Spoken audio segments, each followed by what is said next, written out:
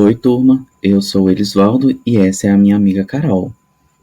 Neste vídeo, iremos falar sobre pilhas. Vocês sabem como são feitas as pilhas? Quando ela surgiu? Lá no ano de 1786, o anatomista italiano Luigi Galvani observou contrações nos músculos de uma rã quando era tocado por metais diferentes. Entretanto, sua teoria estava errada. O físico italiano Alessandro Volta, 1745 a 1827, realizou vários experimentos e notou que a eletricidade não se originava dos músculos da rã, mas sim dos metais, e que os tecidos dos animais é que conduziam essa eletricidade. Para provar, Volta fez um circuito formado por uma solução eletrolítica. Ele observou que se despertava um fluxo elétrico. Também observou que, dependendo do metal utilizado, o fluxo da corrente poderia ser maior ou menor. Em 1800, Volta cria a primeira pilha elétrica, chamada de pilha de volta, pilha galvânica ou pilha voltaica.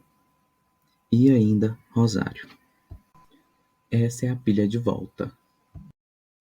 Agora, a minha amiga Carol vai aprofundar um pouco mais sobre as pilhas. Olá pessoal, tudo bem? Hoje iremos fazer um panorama geral sobre as pilhas. Para começar, você sabe o que é uma pilha e como ela funciona? A pilha é um dispositivo no qual ocorre produção de corrente elétrica a partir de energia química, energia essa que provém de reações de oxirredução. As reações de oxirredução são assim chamadas, pois nelas estão envolvidos processos de perda e ganho de elétrons. A perda de elétrons é chamada de oxidação e o ganho de elétrons é chamado de redução. E nesse processo todo, irá ocorrer a geração de energia. Em uma pilha, há a presença de dois materiais diferentes. Um material que possui uma farta quantidade de elétrons disponíveis, que nós iremos chamar de cátodo, e o outro material que possui uma carência de elétrons, que nós iremos chamar de ânodo. Hoje no mercado existem muitos tipos de pilhas disponíveis e tamanhos variados. Você sabe a diferença entre elas? Se não, vamos descobrir. Em relação à composição das pilhas, vamos abordar aqui sobre três tipos: as pilhas secas de Leclanché, ou pilhas comuns ou pilhas ácidas, as pilhas alcalinas e as pilhas de lítio ou dióxido de manganês. Basicamente, a principal diferença quando nós falamos de composição é em relação ao metal que irá compor ou o cátodo ou o ânodo. As pilhas secas ou ácidas, elas produzem uma voltagem de aproximadamente 1,5 volts. O ânodo dessas pilhas é formado por uma placa de zinco metálico e o cátodo é formado por uma pasta com dióxido de manganês, cloreto de amônio, água e amido. Já as pilhas alcalinas também produzem uma voltagem de aproximadamente 1,5 volts. O funcionamento delas se assemelha muito com o das pilhas secas ou ácidas. A única diferença está aqui. No lugar do cloreto de amônio, que é um sal ácido, coloca-se uma base forte, principalmente o hidróxido de sódio ou o hidróxido de potássio. Já a pilha de lítio e iodo é uma pilha alcalina capaz de produzir uma voltagem em torno de 2,8 volts. Geralmente são pilhas com um custo mais elevado. O ânodo dessa pilha é formado por uma placa de lítio e o cátodo por um complexo de iodo. Você também já reparou que as pilhas vêm com letras indicadas em suas embalagens? Essas letras estão relacionadas com o comprimento e diâmetro de uma pilha. De maneira geral, as letras que podemos encontrar nas pilhas atuais são AAA ou 3A, que é uma pilha pequena, AA ou 2A, que é a pilha comumente chamada de pilha palito, C, que é uma pilha média, e D, que é uma pilha grande. Apesar da aparência inocente de seu tamanho pequeno, as pilhas são hoje um grave problema ambiental. Elas são, na maioria das vezes, simplesmente jogadas no lixo, queimadas, guardadas em despensas junto com alimentos ou remédios, lançadas em rios ou em terrenos baldios. Quando lançadas em lugares inadequados, as pilhas podem ser expostas ao sol e à chuva. Dessa forma, elas se oxidam e se rompem, criando uma série de inconvenientes, como o risco de contaminação do lençol freático. Isso é preocupante, devido a alguns elementos químicos presentes na constituição das pilhas, como os metais pesados, que são elementos que possuem elevado peso molecular e acarretam uma série de riscos. Os metais pesados presentes nos lençóis freáticos irão atingir os córregos, riachos, rios e mares, e isso irá desencadear uma série de outros problemas. Esses metais podem ser absorvidos pelos tecidos animais e vegetais e entrar nas cadeias alimentares por meio da ingestão da água de animais contaminados, por exemplo, os peixes, ou por meio de produtos agrícolas irrigados com água contaminada. Esses metais não podem ser destruídos e são altamente reativos do ponto de vista químico.